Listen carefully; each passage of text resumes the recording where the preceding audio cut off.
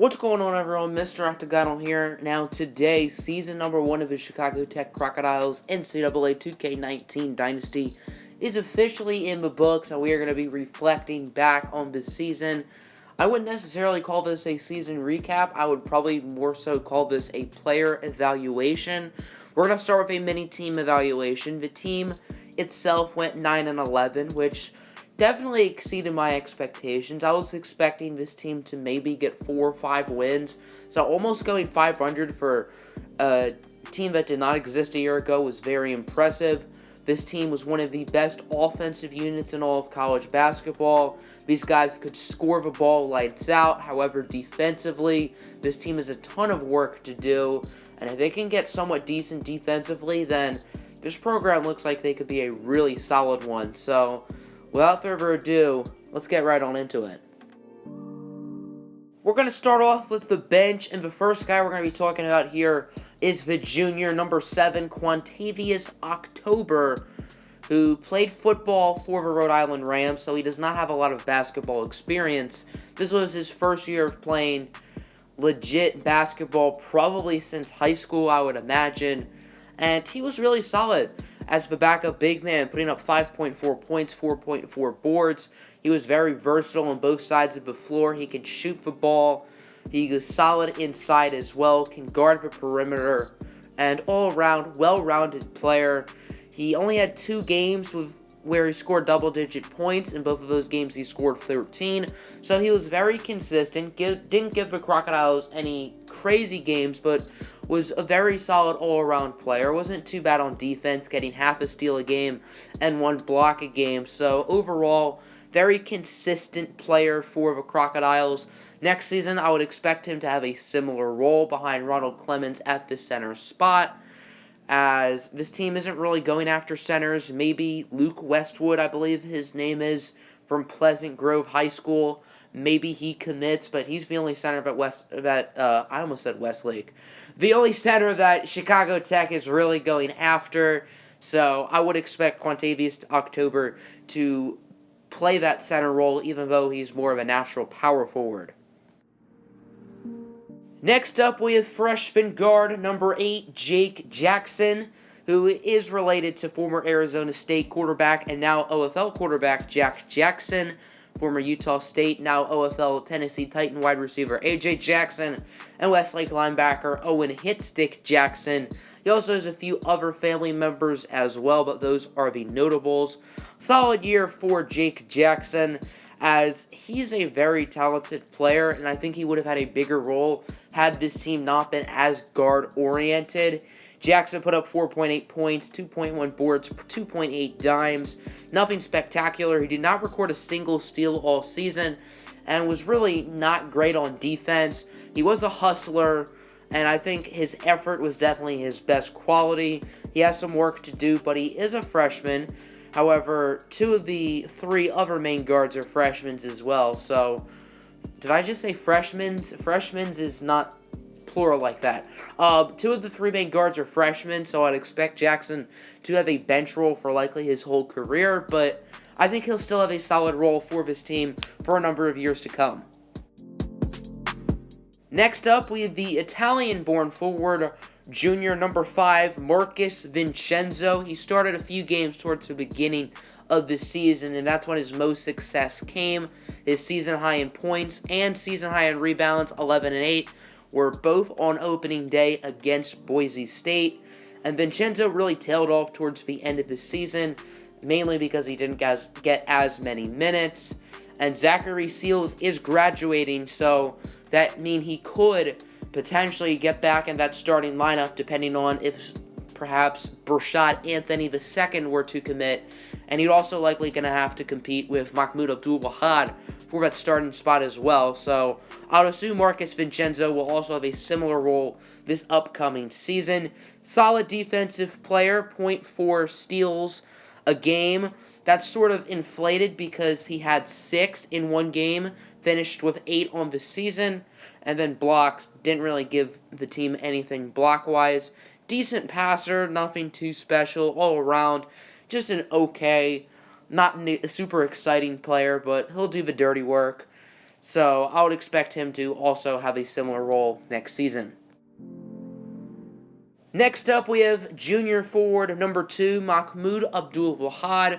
Very well could be a starter next season. He did start a decent amount of games this season after Marcus Vincenzo was a starter and before Nate Brown was inserted into the starting lineup. Mahmoud Abdul-Wahad was a solid player, putting up 7.4 points, 2.2 boards. Okay player defensively, 0.6 steals, 0.3 boards.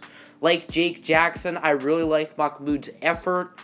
Hustler, and definitely someone who puts his tail off in game, in practice, and he likely is the favorite to start off at over forward spot. Once again, bearing a Rashaud Anthony the second commit. Rashaud Anthony is probably a little bit more talented than Marcus Vincenzo and Mahmoud Abdul-Wahad, but Vincenzo and Abdul-Wahad have played a year on this team. Rashaud Anthony hasn't, and of those two guys, Vincenzo and Abdul-Wahad, Mahmoud definitely was the better player, or at least a more consistent player this season.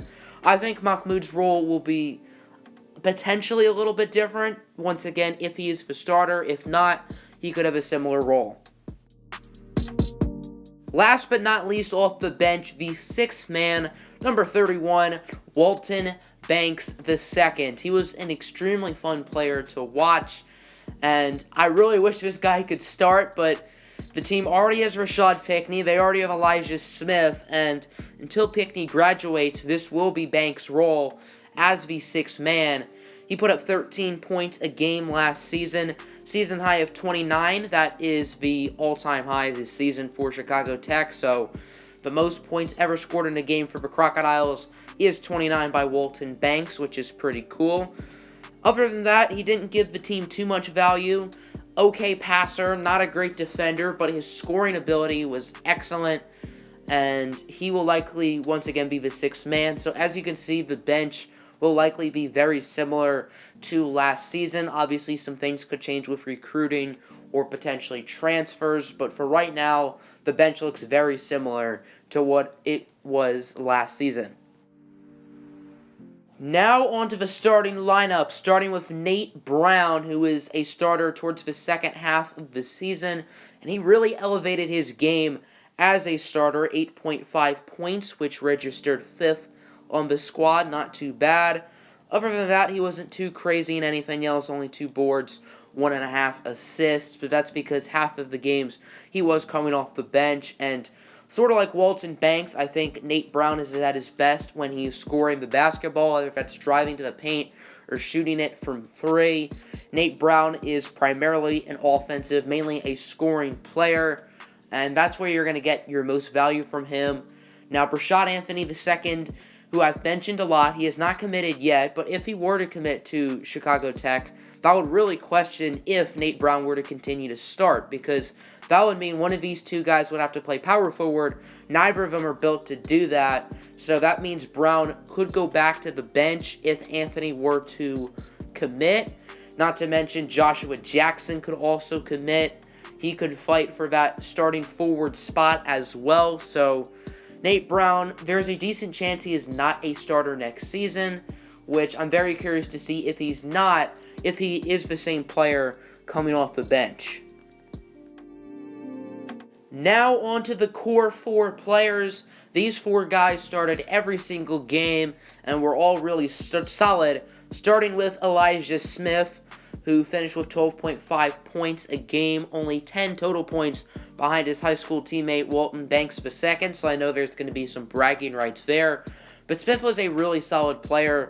Obviously, the freakish athleticism was there. We saw some crazy dunks from him this season, but as an all-around player, not just as an explosive athlete, I really think he improved throughout the season. He was a solid passer, solid rebounder, solid defender, really improved his jump shot throughout this season, became a really solid three-point shooter as well as free-throw shooter towards the end of the year, and I don't think there was anyone on the Chicago Tech team whose game has evolved and improved more than Elijah Smith's has this past season.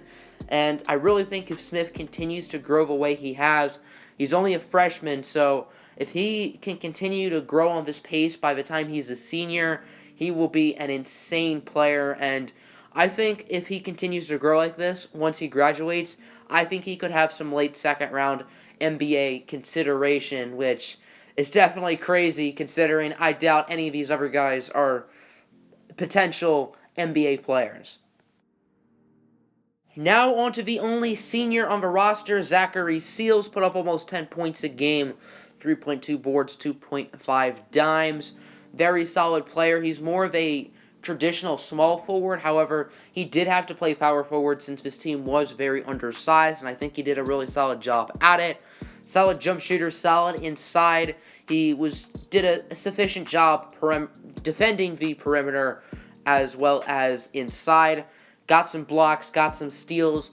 He's an all-around good player. There's no big strengths or weaknesses to his game, and he is definitely going to be missed by this Chicago Tech team. He was a really solid starter and a really talented all-around player. No big strengths, no big weaknesses either, and definitely one of his team's better defensive players, which obviously, as I've mentioned earlier, Chicago Tech's defense is definitely not great. Next up, we have the sophomore big man, Ronald Clemons, and he was definitely an outlier compared to the rest of the team. And what I mean by that is he provided little to no offensive value. However, he was a really good player on the defensive end of the floor. 6.5 points a game, that doesn't seem too bad. However, he was very inefficient, even though usually you see centers with the highest field goal percentages. Usually they score most of their points under the basket in the paint, and that's what Clemons did. However, he was really not efficient at all, scoring inside, outside, which was very rare. He made like 1-3 all year, which he was wide open, so he's not much of a jump shooter. He only attempted 3 3-pointers, and he didn't really do much from mid-range either, so most of his scores were either inside or at the foul line, and he wasn't really super efficient in either of those spots. So all around, definitely not going to be a player that this team looks to rely on in scoring the basketball. But other than that, he was a really solid player last year. 2.1 assists, that's not awful for a big man, but defensively is where it gets interesting.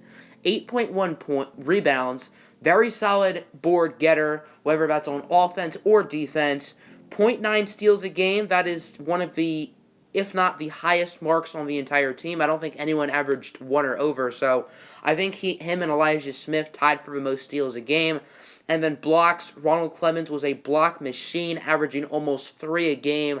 He was incredible down low defensively, blocking shots, and all around was incredible on defense last year.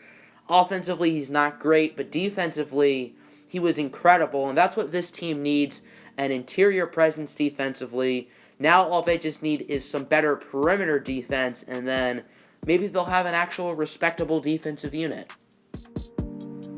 Last but not least, we have the man, the myth, the legend himself, Rashaud Pinkney, the star of this team. 16.6 points. That's not crazy. I was expecting probably more around the 20 range, but that's before I knew guys like Nate Brown, Walton Banks, and Elijah Smith were as good of scorers as they were. Pinkney was very consistent. He only had double-digit points, or he only had less than double-digit points twice, and both those times he scored 9, so it's not like he was totally awful. Model of consistency, not a great passer, only 4.7 assists a game, which isn't bad, but it's not spectacular. Not a lot of rebounds, he's only 5'10". Didn't give a lot of value defensively, but offensively, he is a really good player and should continue to be a great offensive player for 2 more seasons in a Crocodile jersey. That'll end the video. Next episode will be the off-season. We get to see Zachary Seals graduate, transfers, recruiting, all that good stuff. And as always, have a good one.